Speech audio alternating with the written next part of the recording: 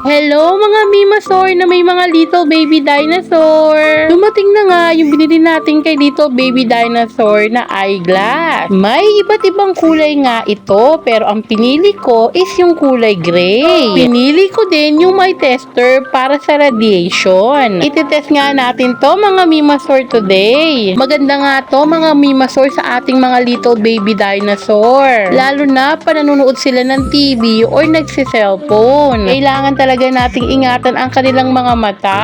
Ang galing nga, kitang-kita sa tester na effective siya. Kaya mga Mimasaur, kung gusto nyo ng ganito for your little baby dinosaur, check my yellow basket!